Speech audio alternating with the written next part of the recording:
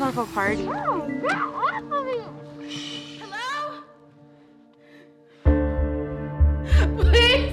Somebody help me! If there's anybody out there, please help me! What's happening? What's going on? Now, I'm going to call you again. In order to see your sister again, this man can't leave your house alive. In this life, you are either a victim or a killer. I have nothing to say to you. Indeed you do. Because without it, I assure you, tomorrow will be a day you never see. Shall we begin?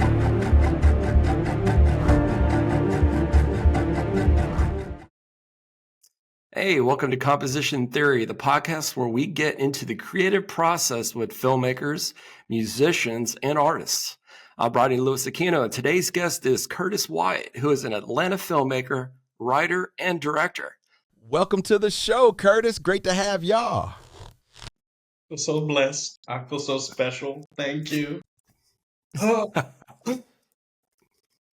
Man, so how's everything going? Everything's going good. Just got off of a feature, which was very blessed to do. In April, we have 2 commercial shoots. And also in April, on Good Friday, I'm dropping a YouTube series. Just something I wrote and took a couple friends and created, and just trying to stay busy. And tell me about the web series. What's that going to be like? So basically, the web series is called Orders. It's going to be coming out on Finarios, which is this guy. His name is Lonnie, comedian Lonnie. Okay. He wants to change up and do a little bit more dramatic, a little bit more thriller type of series. He typically does comedy. So he's like, hey, if you got a good idea, let me know. Me and him talked, and essentially what we did was we came together, combined to make Orders.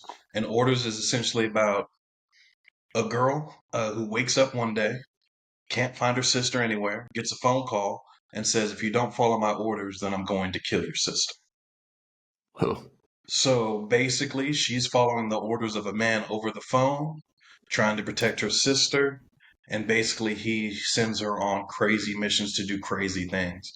And it's all about how does she survive, and how does she get her sister back. Nice.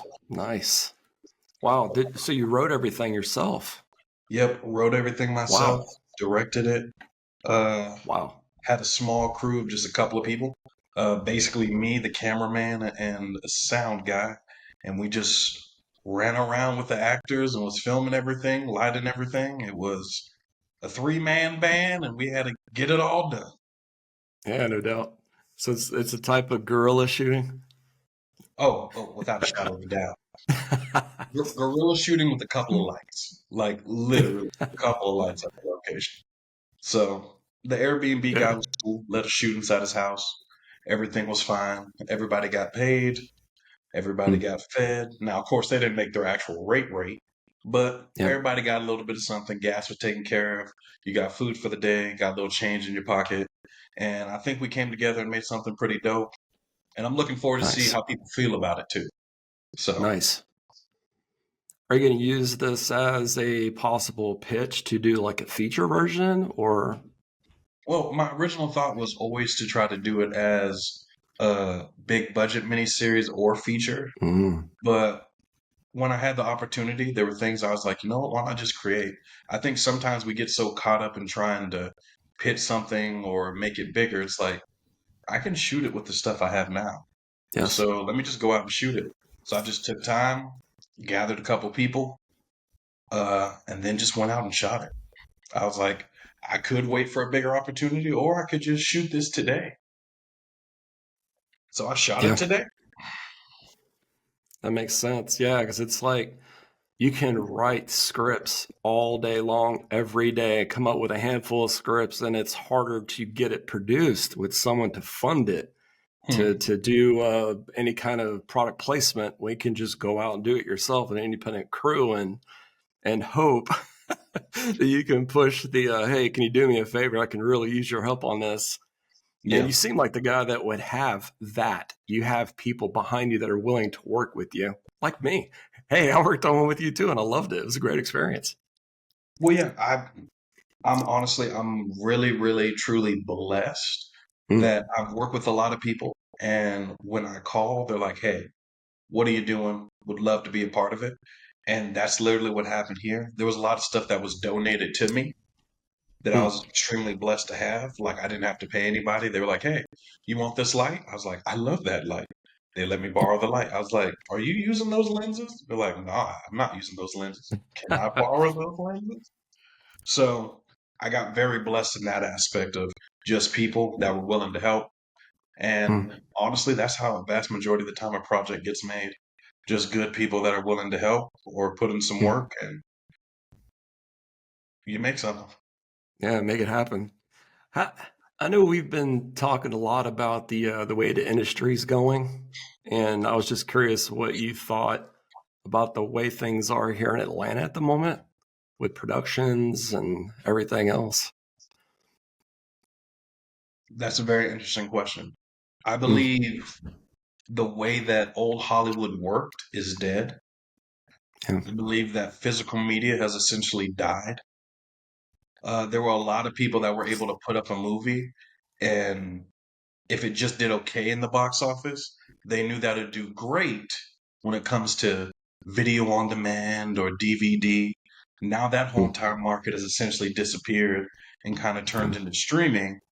But the problem with that is a lot of indie movies or a lot of indie filmmakers, it's getting harder and harder to get out there. It's funny because the prices mm, of equipment has gone down, but yes, the entry level to getting to those certain steps has also dissipated. yeah, So honestly, I think the industry is completely and utterly changing. I think we're going to start to see kind of a rise in indie filmmakers that are going to be coming from different outlets, whether it's something that they do on streaming or YouTube. I think some of the biggest content creators and filmmakers are probably going to be coming up on YouTube because they consider that, they don't consider that funny videos or cat videos. Like that's what YouTube was when I grew up. I was like, yeah, that's where they put like funny little skit videos. mm, YouTube for my son and daughter, that's like legit for them. So if they see a movie on there, and I've seen animated movies on there, and people are starting to drop movies on there, like that's where they consume content and where they see stuff. Like yeah, they don't really watch TV anymore. It's more YouTube. So like I think the film industry is coming in for a drastic change because I mean it has no choice. If it's not a big budget movie, I I don't see them funding it anymore. yeah, So, yeah. That's unfortunate. Yeah, it's when you see films like Top Gun Maverick that grossed $1 billion. You see any of these Avenger movies? Like I think it was the first one, or was it Endgame? That was almost a $500 million in budget, but it made $1 billion, like for both.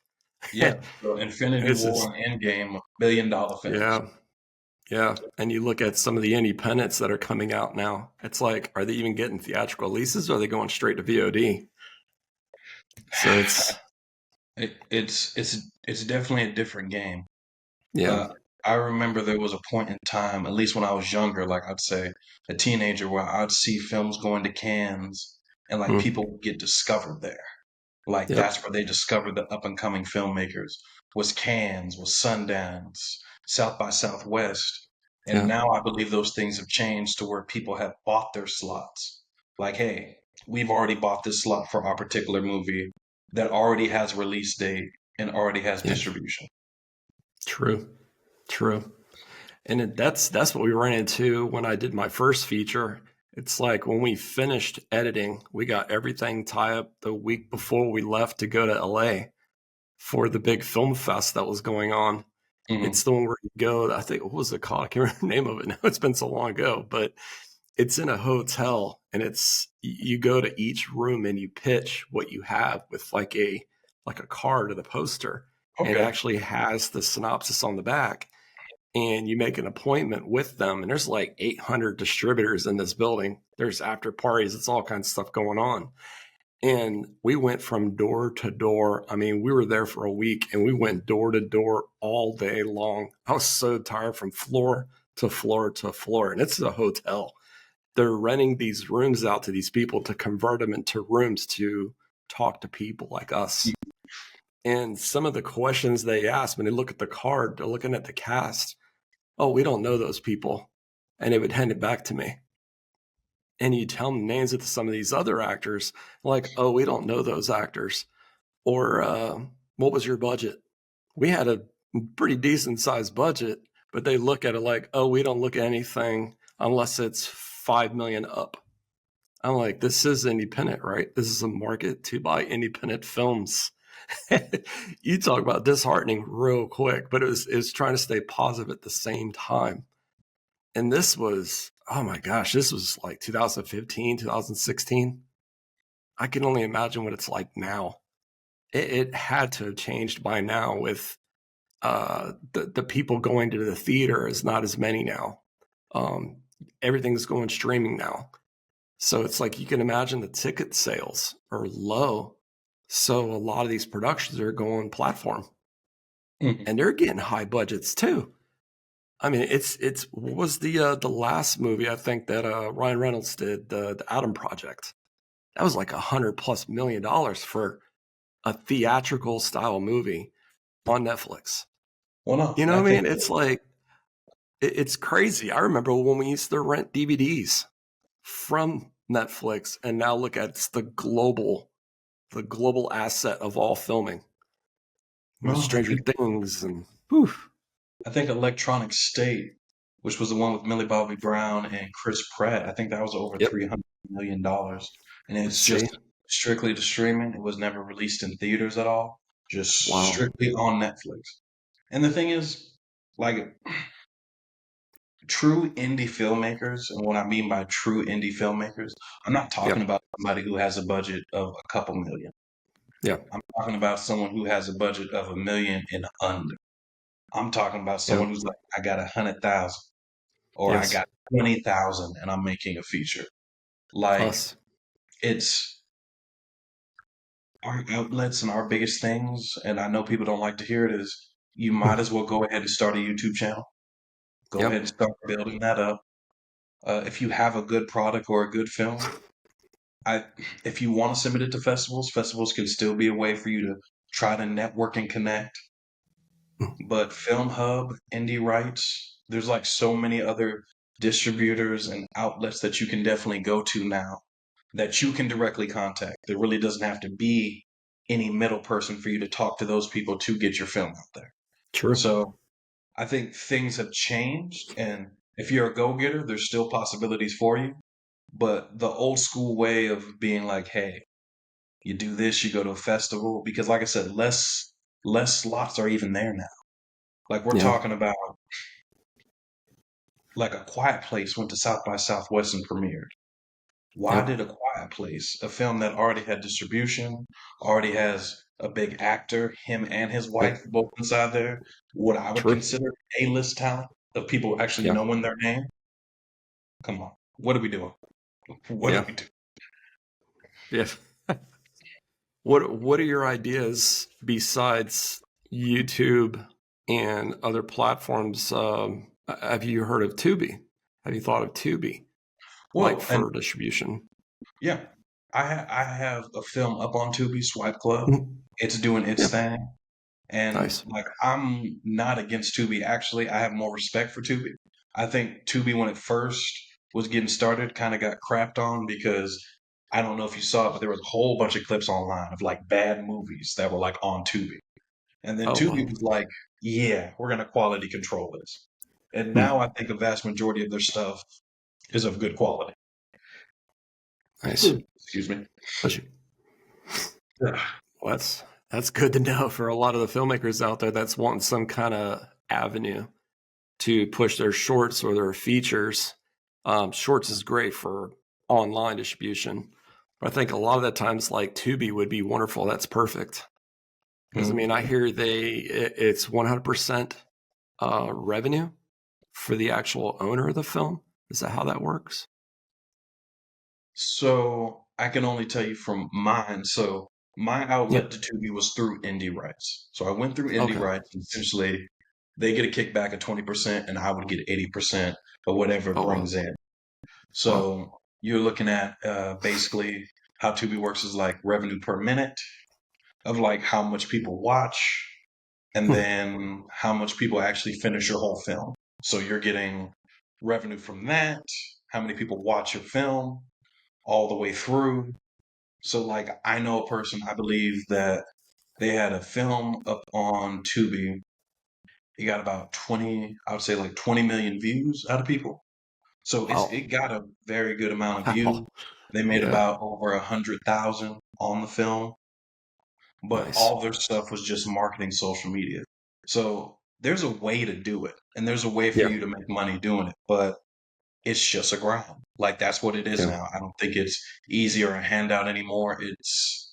It's definitely a grind now. So they went Yeah. out, they did that marketing, boom, got 20 million people to watch it. Some watched it all the way through, some didn't. All I know is when he showed me that number, it was over 100,000. I was like, ooh, that looks It'll good. go, yeah, it'll go right back into another film, or Yeah. You can if you want to with that. Hello. yeah, man, you can easily do. Like I've heard of horror films. They're like 4,000 or 5,000 enter generating like right and left because horror films is like the place to be for independent filmmaking. It's just, whew, that's rough. Hey, bro, I can't. I talked to him about it. He did it, and then of course he threw it into his next film, and like he's Yeah. going to be doing another one. Like I said, it's very possible, but Yeah. I think now more than ever, it's a grind because anybody can buy a decent camera. Yeah. In fact, buying a 4K camera, that's not even what 4K, but you don't have 6K, you don't have 8K. So like Yeah. people kind of laugh at that now because I mean, shoot, I think my cell phone can record in 4K. So what story are you trying to tell? I believe story is king. So if you're not telling a decent story or a story that people want to watch and see, it doesn't matter what you're using or what you're trying to do. Like True. people just care about story, what engages them, characters that they like.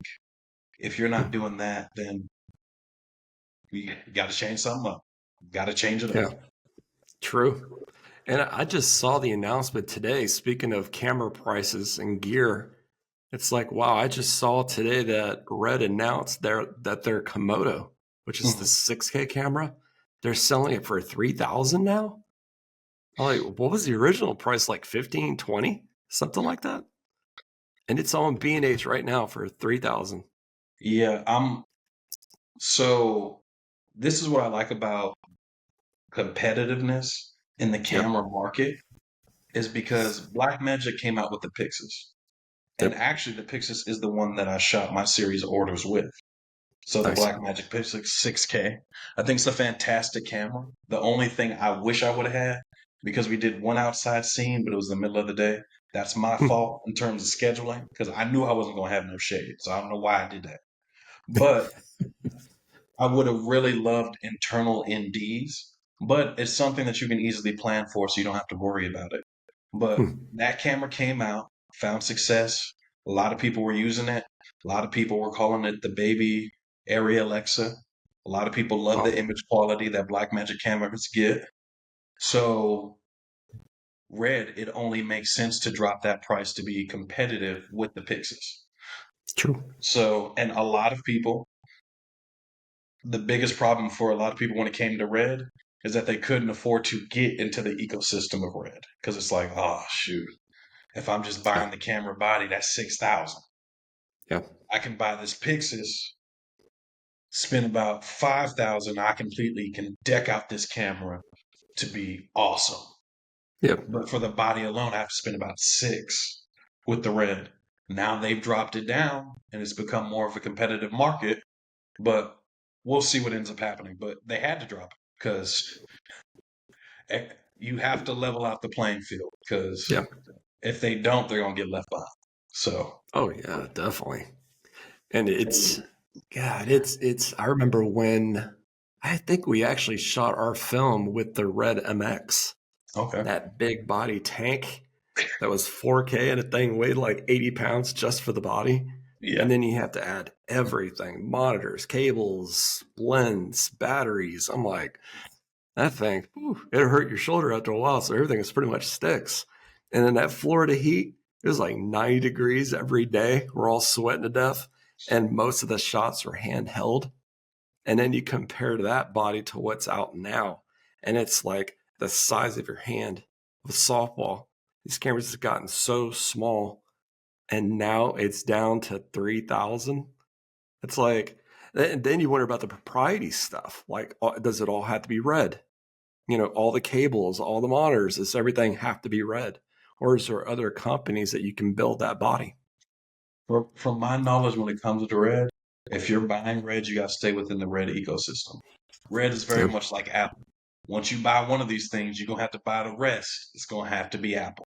Yeah. Now, I think Apple's kind of moved to the USB-C, but Red, in terms of when you buy their stuff, you're going to have to buy everything from Red. And like I said, I ended up using the Blackmagic Pixis. Man, I was able to put a V-mount plate on that thing, shoot it differently. One day I was like, I just want to see how long these BPU batteries last. We ended up switching over to the BPU batteries using that. Now they have a great monitor that came in. We were only able to use it for one day because it finally came in the mail, the monitor for the particular Pixis. Now we had another monitor we were using, but the particular one for the Pixis, bro, it's fantastic. Nice. Everything's controlled right there. It's very color accurate to everything. It was great. So things are getting more competitive. I'm loving it because I'm getting cheaper stuff, which I like to see. You know, No doubt. I was trying to make stuff over here. Help me out. You know what I'm saying? That way we can make these lower budgeted movies and then we can turn out some kind of generate some revenue so we can put more into the next one and get bigger and bigger and pay our crew better and better because we're all hurting. I know all the crew out here is hurting. All the unions are hurting because all these productions are leaving. And I'm like, oh my God, I'm seeing these posts daily. Like all these people are just hunting for work or they're getting out of the industry that they've loved for the last 20, 30 years. There's veterans out there hurting. I'm thinking, my God, I've only been doing this, 15 years? I mean, we're all struggling. So I'm like, so when these independent films come up, we're actually able to give them something. It's appreciated for sure. No matter if it's 2 weeks, 3 weeks, a month, it's appreciated. I just got a call today from an editor that's looking for work. And I was like, well, I wish I had something for you. And he's a great editor. It's just, there's nothing out there physically that I can offer him. So all I can do is just social media. I hate to say it, but that's what the film industry has changed so drastically. Yeah. Like, it's sad to say, but this pilot season, because of everything that happened in LA with the fires, everything else, pilot season hasn't come as soon as people wanted it to. And with that not coming, there's a lot of people that just don't have work during this whole entire time. And then what makes it worse is, like, we shot orders here in Atlanta, talked to the Airbnb guy. He was cool. He said, hey, you guys already rented out the space. Y'all can go ahead and shoot in it. No problem. I know if I were to try to do that in LA, the hurdles, and they've made it impossible to shoot in LA. Yeah. And that's supposed to be the hub of film and television. And they made it impossible to shoot in LA. And then Atlanta has certain tax incentives, but overseas has cheaper labor and better tax incentives. So you have The Brutalist, one of the Academy Award films up for feature film. They shot overseas instead of Pennsylvania. Yeah, exactly. They shot overseas for cheaper wages. And what I mean by cheaper wages is that it was cheaper to shoot over there. And for them to make the most gain and the most profit and better product that they possibly could. True. And my thing is, we just keep on losing out to overseas because I know if I were to get a certain budget and they're like, hey, you could spend half of your budget trying to shoot in the States, or you can only spend a quarter of your budget shooting in the States and you have more money for set design, you have more money for costumes, you have more Yeah. money to go to special effects if you need it. I personally think it's a no-brainer. Yeah. Like, why would I shoot here? I just think that we've come to a point to where we have too many hoops, too many things that people have to jump through in order to find success here in the States or to shoot in the States. Because I Yeah. don't think it should be that difficult for us to shoot and create in the States. Yeah. That's so true. I mean, along with all the announcements like that, I just read too that the latest Avengers movie just started production today in the UK. I was like, man, I moved to Atlanta in 2015, mid 2015, June. And at that time, the first Ant-Man just wrapped at Pinewood Studios, Atlanta. So I remember when all the Marvel shows came through, all the pilots came through, there was 40 plus productions going on in the state. And then Marvel's Endgame and Infinity War, those are the two biggest ones. Then we had a few since. And I remember hearing a rumor that Marvel was going to be leaving. And they sure did, because the next movie that came through, Trilith now, it's no longer Pinewood, it's Trilith, that it was Superman Legacy, the James Gunn film. So I think that was probably the last large blockbuster movie that was shot there. Mm-hmm. So I'm thinking, so is James Gunn going to keep production in Atlanta? Because he loves Atlanta. If he's going to keep coming back to Atlanta, so at least there's work for a crew, because that's a big facility. I mean, there are over 20 sound stages now. They've got mills, they've got parking garages. I'm like, well, and the thing is, like I said, trying to keep it inside the states and the cost. And then also, too, another thing that's hurting LA and New York is, I mean, Vegas. Had a couple friends that are going to be moving over to Vegas because apparently productions may be starting up there within the next year to 2 years. Atlanta still has a lot of work coming through here, not as much as it did back in 2015, but still has a lot of work coming up here. Kentucky has crazy tax incentives that would make people want to go shoot out there as well. So, like, they're trying in the U.S., but what I do know is that these overseas places, every time I look up, somebody is out of the state shooting something. Yeah. It's that's the state of our industry. Yeah. And it's crazy that we had the strikes the first time it shut down production for almost a year. It was 9-10 months. About 9-10 months. And I remember all the unions were in solidarity. So we're all backing. And I just joined the 479 at the time too, because I wanted to try something new. I was ready to go into construction, props, just to keep working, steady working. So when the time came that I can direct something or put together some kind of production, because I want to pay people. I don't want to keep asking for favors all the time. It's like, hey, I know you're helping me for free. I'll look out for you down the road. I want to put together a budget where I can actually pay people their worth. So I thought, well, I'm going to join this union, start doing that kind of work. And then we had the strikes. I was like, oh no. So we all shut down for 9 months. And man, I feel like I went back to ground zero and hoping for the best. And then we had what was the other strike that we had was the Teamsters. And that's for about 3-4 months. That happened right after that.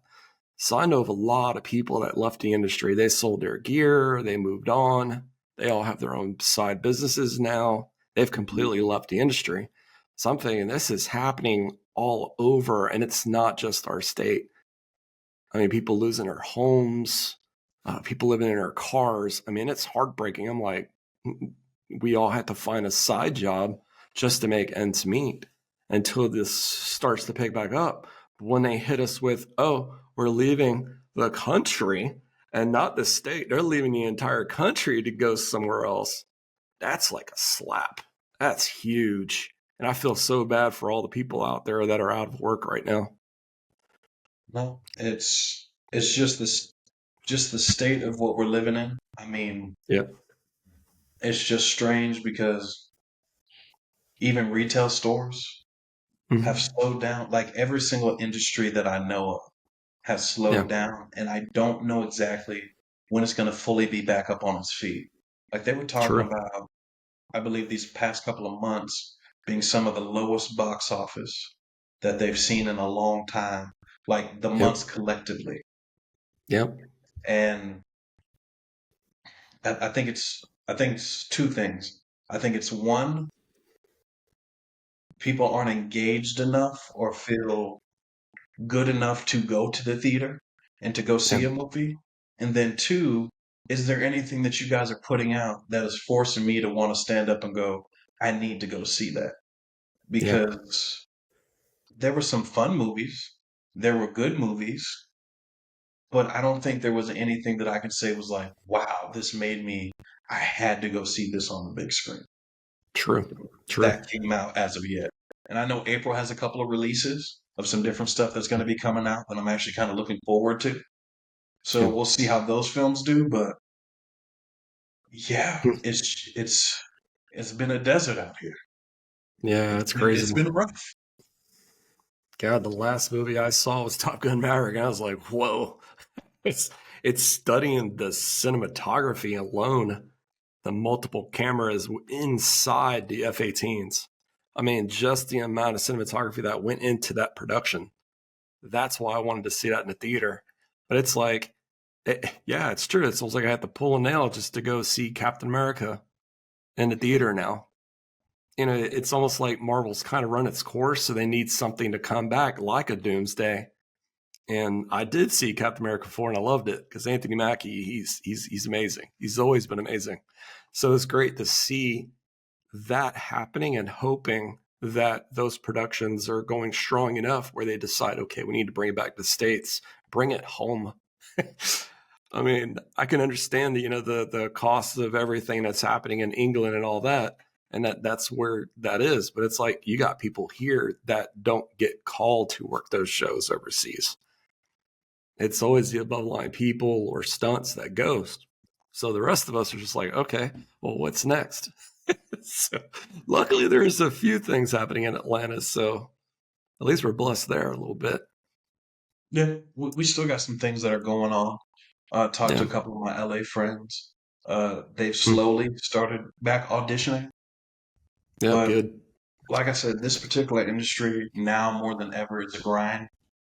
Yes, it now is. more than ever, it's about you having to put in extra work to just find work. Yeah. So, and that's kind of why I've like started just to fund my own stuff and just started to make my own stuff. Because it gets to a certain point, it's like, am I going to continue to wait on work, or should I just go ahead and make some work? And there'll be different things that happen with our production company. We'll go out and shoot a feature for somebody, go and shoot a couple commercials. But like, just to keep my tools sharp in terms of writing, in terms of directing, you got to keep on doing it. So the only way I can keep on doing it is being like, okay, after this commercial, I'm going to direct a narrative that I wrote and just put it together. True. And like, take a couple of the boys, grab a couple of good actors because they're all over Atlanta. Let me tell you something. Yeah. Atlanta has no shortage of actors. Now they got some good and they got some great ones. Now you got to find the good and the great ones in there, but they in there. You have to search. But once you find them, go out and just make some stuff. Because I can only speak for myself. I'm just so tired of waiting on people. Like so tired of waiting on an opportunity. I got to go out and get it. Nice. So now here's a big question. What about this industry, it inspires you and motivates you? Why is it a passion to you? Well, first and foremost, I don't know if there's anything else I could do that I would love as much as this. And I love telling stories. Like, I love telling stories, whatever medium that is. This is the particular one that I love the most, is television, is film. I mean, the combination of music and a picture coming together with actors that are acting in a scene, I think it's the highest level of storytelling that you can do. And personally, for me, I don't see, as much as I talk about it, I don't see myself doing anything else because that's how much I love it. Like, I could work hours upon hours on it and not feel like work. That's when you know you love something. Oh, yeah. So the reason I stay in it is because I love telling stories. And there's nothing else I'd rather do besides telling stories. True. I like that. That's 100%. That's 100% how I feel about it. I mean, I left the service to pursue this industry, and it's been a roller coaster. I mean, it's been challenging and it's been great. I mean, I've met a lot of amazing people. I met you. I mean, there's so much talent in just this state alone, in the city of Atlanta, just in this small corner of the woods. I mean, we're here. It's just we need to get our voices out there. We need to get our stuff seen. And man, I look forward to the day I get to work with you again. Ain't no telling what it's going to be. We're going to make it happen soon. We're going to make it happen. Yeah, for sure. Yeah, for sure. So is there anything you want to talk about in particular besides the web series that we can talk about here? That way I want to put something online for you to show your work. Is there a demo reel? Is there something I could put online for you? Yeah. Actually, my little YouTube channel that I've started up, I've started at the base level of YouTube. But yeah, I can send you over the link to that. And it's my very first video that I ended up doing. Nice. I'm proud of it. It's my very first YouTube video, but I'm proud of it. Just trying to grow it, trying to develop it. We're dropping the web series on somebody else's channel. So their channels are instantly monetized. So the moment it drops, we can start earning from it. And I get a certain percentage of it because I wrote and directed it. So I get a certain percentage of it when it drops. But yeah, I've started my own. I'll definitely shoot you over the link and you can go ahead and put that up there. But yeah, working on that. Also have music videos, which are always fun, especially if you like the song. If you like the song, freaking fantastic. If you don't, True. It's going to be a long day.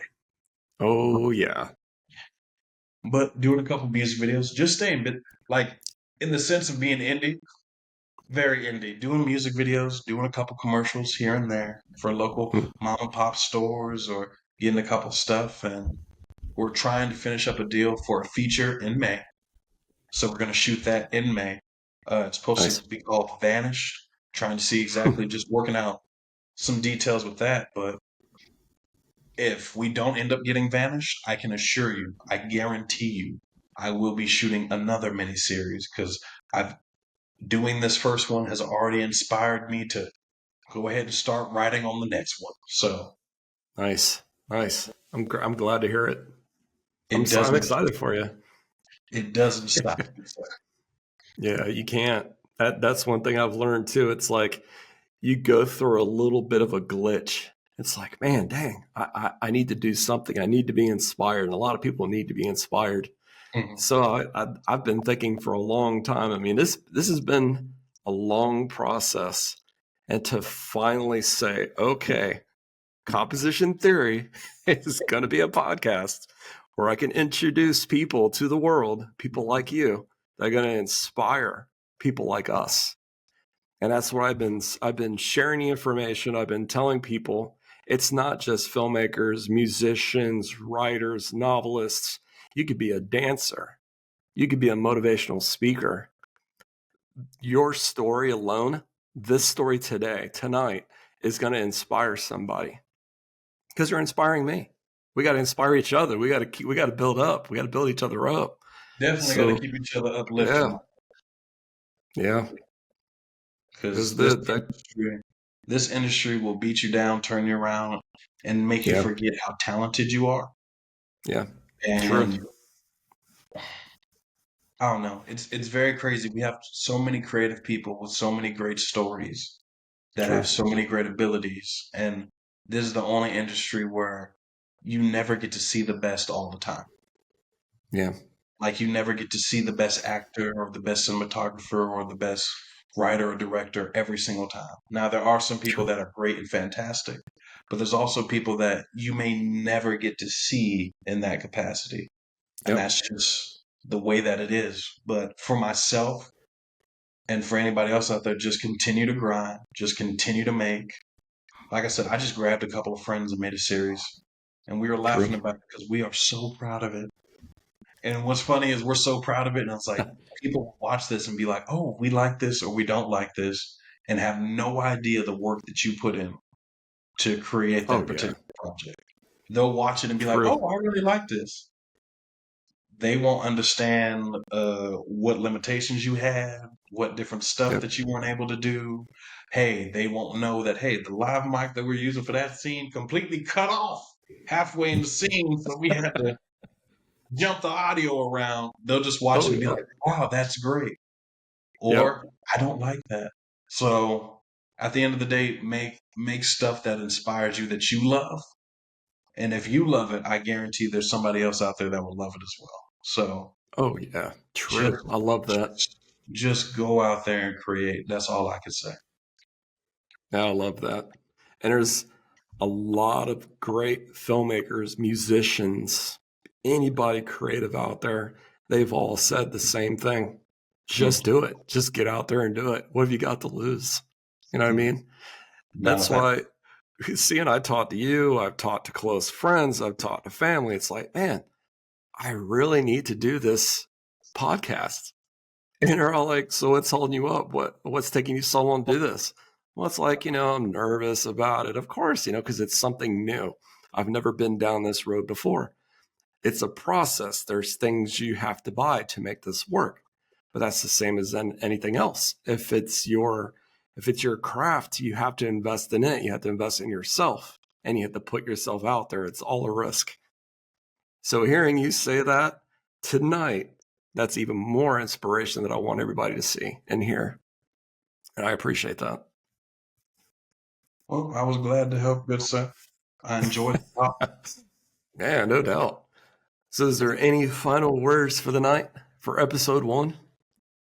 Any final words for the night? No. Just like night. Just do it. Like there's no final word. There's no great anything. The hardest step to any journey is taking the first. So taking that first step to go ahead and do it, that's the hardest part. Every one of us is a magician. We can all make magic. We just have to start whipping out our wands and start doing it. Just start. That's true. And start making it. So anybody out there that's listening to this or watching this, I pray that you get up tomorrow and start creating what you're supposed to, because your story's your story, your journey's your journey. But if you're not working on it, then somebody else is inside your spot. That's true. God, so true. Well, you guys heard here first, man. This man has the talent. He has the ability. He has the voice. You just got to get out there and do it. Hey, he's inspired me. I hope he's inspired you. So until the next time, we will do this again. There will be more interviews with Mr. Wyatt because I want to know updates. I want to know more about the series. I want to work on this next movie with you because I know I have work I want to do. So we're definitely going to make that happen. So I appreciate everybody visiting, everybody watching and listening. And until next time, this is Composition Theory. Huge thanks to our guest for joining us on this episode of the Composition Theory podcast. Please subscribe and follow us on socials in the links below. Good night.